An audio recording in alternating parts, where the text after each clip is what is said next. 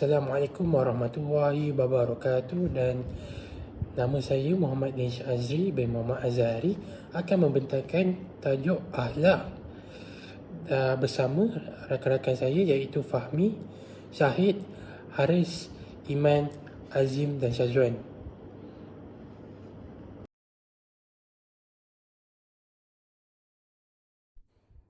Assalamualaikum warahmatullahi wabarakatuh. Sebagai pendahuluan, akhlak mulia merupakan tonggak kekuatan masyarakat dan negara. Akhlak merangkumi perilaku, sikap dan tindakan yang sejajar dengan ajaran dan nilai-nilai Islam. Akhlak yang mulia juga merupakan salah satu tujuan utama dalam kehidupan seorang Muslim, kerana ia dapat mewujudkan hubungan yang baik dengan Allah dan juga sesama manusia. Oleh itu, setiap individu wajib berjuang menegakkan akhlak mulia dan berusaha mencegah dan memerangi apa sahaja gejala kerosakan akhlak dalam masyarakat. Seterusnya, maksud akhlak. Dari segi bahasa, perkataan akhlak berasal daripada bahasa Arab yang bermaksud budi pekerti, watak, kelakuan dan tabiat. Dari segi istilah pula, menurut Imam Al-Ghazali, akhlak bermaksud sifat yang tertanam dalam jiwa yang mendorong lahirnya sesuatu perbuatan dengan mudah, tanpa pertimbangan dan pemikiran yang mendalam. Antara dalil berakhlak mulia ialah A'udzubillahi minasyaitonirrajim. Man 'amila shalihan min dzakarin aw unsa wa huwa mu'minun falanuhyiyannahu hayatan thayyibah wa lanajziyannahum ajrahum bi ahsani ma kanu ya'malun. Sadaqallahul azim. Surah An-Nahl ayat 97. Maksudnya, barang siapa yang mengerjakan amal soleh, baik laki-laki maupun perempuan dalam keadaan beriman, maka sesungguhnya akan kami berikan kepadanya kehidupan yang baik, dan sesungguhnya akan kami beri balasan kepada mereka dengan pahala yang lebih baik dari apa yang telah mereka kerjakan. Assalamualaikum, saya Muhammad Nurul Mahfitri dan saya akan menyambung pembentangan dengan menerangkan tentang pembahagian akhlak dan akhlak mahmudah. Seperti yang kita tahu, akhlak ada baik dan buruk. Akhlak yang baik namanya akhlak mahmudah. Akhlak yang buruk, yang terkeji, iaitu akhlak mazmumah. Okay, kita tengok apakah maksud akhlak mahmudah. Sifat terpuji yang terdapat daripada diri seseorang yang bertepatan dengan nilai dan perakuan syarak. Manakala akhlak mazmumah ialah sifat terkeji yang terdapat pada seseorang yang berlawanan dengan syarak. Seterusnya kita pergi ke bahagian akhlak mahmudah. Akhlak mahmudah kepada Allah Subhanahu Wa Taala dan akhlak mahmudah kepada manusia. Yang dimasukkan dengan akhlak mahmudah kepada Allah Subhanahu Wa Taala dan manusia ialah akhlak perangai yang baik yang perlu kita buat pada Allah Subhanahu Wa Taala dan manusia untuk menjaga hubungan kita dengan Allah dan manusia. Yang pertama sekali, akhlak mahmudah pada Allah Ta'ala, iaitu syukur. Syukur ialah tanda berterima kasih kita kepada Allah Ta'ala dengan kita menyebut Alhamdulillah, dan kita bersyukur pada Allah atas nikmat yang diberikan. Yang kedua, sabar. Sabar dalam menghadapi ujian dan cabaran Allah Ta'ala yang diberikan kepada kita. Yang ketiga, redha dalam menghadapi ujian Allah Ta'ala Subhanahu Wa Ta'ala, dan juga qada dan qadar Allah. Yang keempat, tawakal. Dan yang kelima, zikir. Contoh zikir ialah waktu kita lepas solat, iaitu subhanallah, alhamdulillah dan Allah Akbar. Dan seterusnya, akhlak mahmudah kepada manusia. Tawaduk ni yang bermaksud rendah diri ataupun tidak sombong. Yang kedua ialah menghormati orang lain. Menghormati orang tua, menghormati ibu bapa, menghormati kawan-kawan. Contohnya kalau bercakap dengan orang tua, guna bahasa yang sopan. Yang ketiga ada pengasih. Dan yang keempat ada qanaah. Qanaah ni ialah sikap rela menerima dan merasa cukup atas hasil yang diusahanya, serta menjauhkan diri dari rasa tidak puas dan perasaan kurang. Ciri-ciri orang qanaah ni ialah tidak pernah mengeluh dalam menghadapi kenyataan hidup, dan tidak marah apabila melihat orang lain berjaya. Itu saja daripada saya akan serahkan pembentangan kepada Syazwan. Terima kasih. Assalamualaikum, nama saya Syazwan. So sekarang saya nak teruskan dalam bab pembahagian akhlak untuk akhlak mazmumah.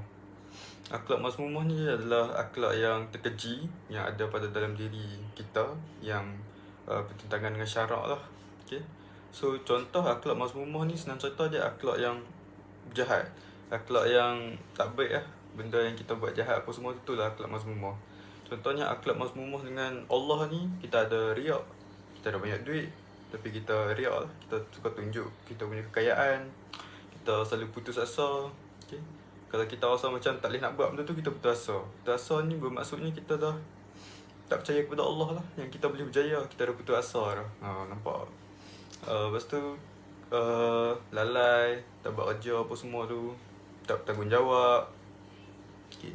So kita berubah pula kepada akhlak mazmumah ni kepada manusia.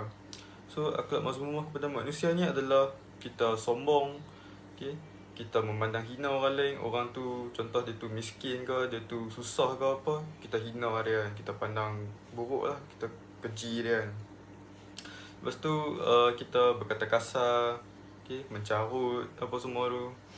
And then kita suka fitnah orang, okay, kita tipu orang. Yang paling teruk sekali kita khianat orang. Itu adalah contoh akhlak mazmumah pada manusia. Okay. Assalamualaikum warahmatullahi wabarakatuh. Seterusnya saya akan menerangkan tentang ikhlas kerana Allah Subhanahu Wa Taala. Ikhlas kerana Allah Subhanahu Wa Taala ni dia terjadi apabila kita melakukan suatu amal ibadat hanya kerana Allah Subhanahu Wa Taala, bukan kerana kita mengharapkan pujian daripada makhluk ataupun mengharapkan balasan daripada makhluk.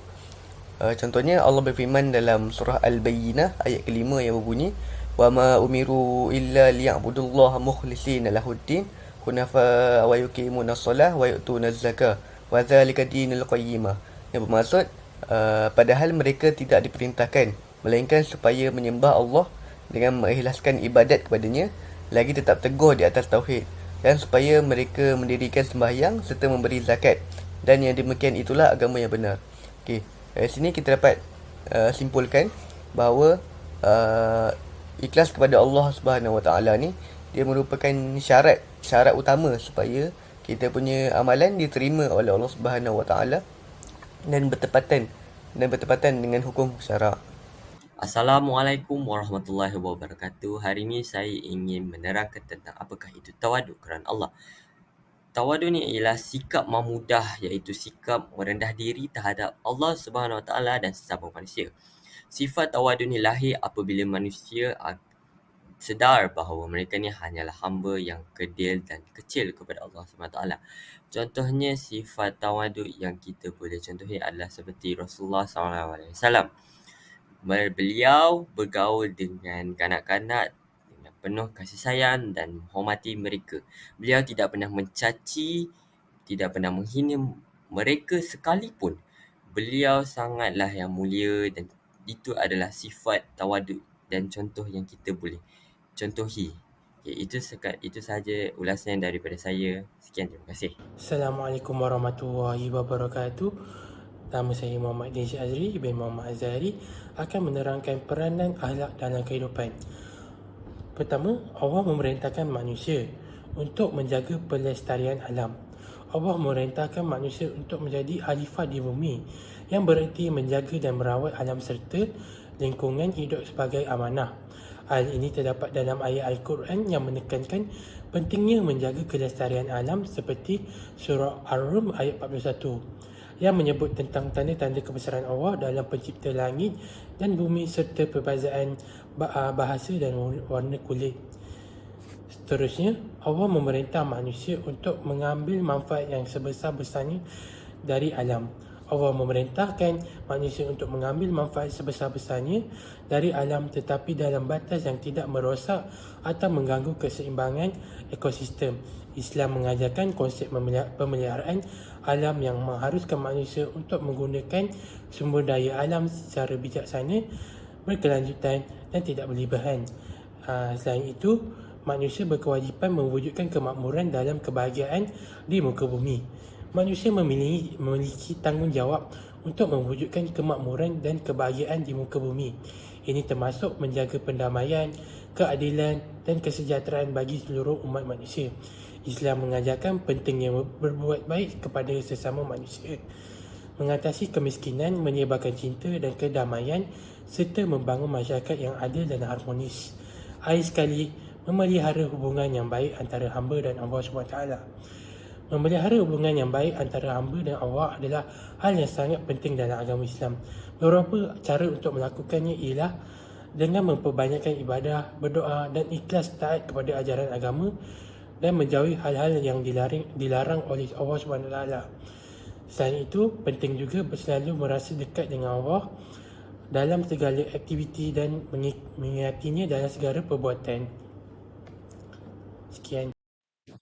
Assalamualaikum warahmatullahi wabarakatuh. Nama saya Muhammad Azim. Saya akan menguraikan tentang kelebihan berakhlak. Kenyataan yang pertama ialah sempurna iman di mata Islam. Tidak sempurna iman seseorang jika tidak berakhlak. Ini dimaksudkan dengan jika seseorang itu memiliki iman yang tinggi, maka akhlak yang terselah pada dirinya juga tinggi dan sangat mulia. Dan jika sebaliknya, jika iman seseorang tersebut rendah, kurang ketakwaannya pada Allah, maka akhlak yang terselah pada dirinya juga buruk atau sangat rendah. Kenyataan yang kedua, dipandang mulia. Orang berakhlak mulia sentiasa dipandang tinggi dan mulia. Ini disebabkan orang yang berakhlak ini sangat dihargai atau sangat dipandang mulia oleh orang sekeliling. Kerana mereka terkenal dengan sifatnya yang mulia, tunduk pada Allah, taat pada Allah,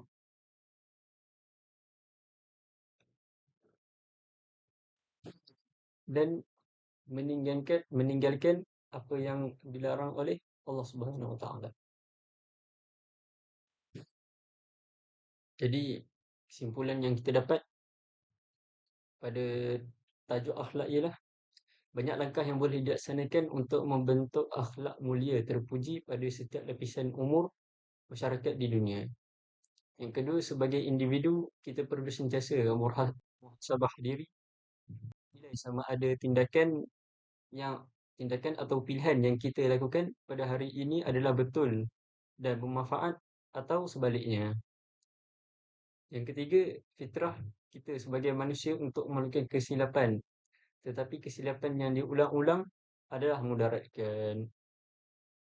Yang terakhir, buanglah yang keruh dan ambil yang jernih.